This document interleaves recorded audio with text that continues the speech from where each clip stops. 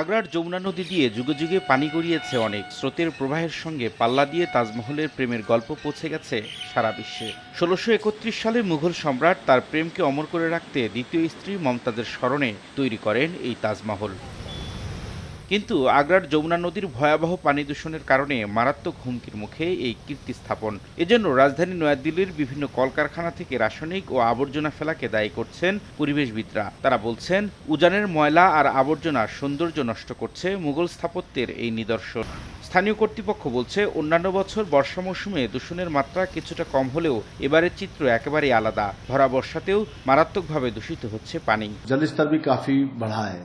বর্ষা মৌসুমে নদীতে পানির স্রোত থাকায় তেমন একটা দূষণ দেখা যায় না, কিন্তু এবার তেমন একটা স্রোত নেই, যার কারণে দূষণ বাড়ছে। ময়লা আবর্জনা পানিতে ফেলায় নদীর গভীরতা কমে যাচ্ছে। এতে অল্প পানিতেই নদীর তীর ডুবে যাচ্ছে। এভাবে পানি বাড়তে থাকলে তাজমহল ডুবে যেতে পারে। আগ্রা শহরের পূর্ব দিকের যমুনা নদীর দক্ষিণ তীরে অবস্থিত বিশ্বের সপ্তাশ্চর্য এই নিদর্শনটি বিশ্ব ঐতিহ্যের সর্বজনীন শ্রেষ্ঠ কর্ম হিসেবে বিবেচিত। শান্তি ও সৌন্দর্যের প্রতীক এই তাজমহল সবার কাছে ভালোবাসার নিদর্শন হিসেবে পরিচিত।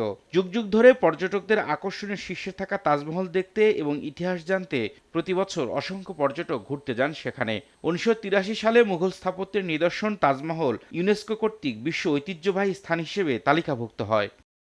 রবিউল ইসলাম আওলাদ, সময় সংবাদ।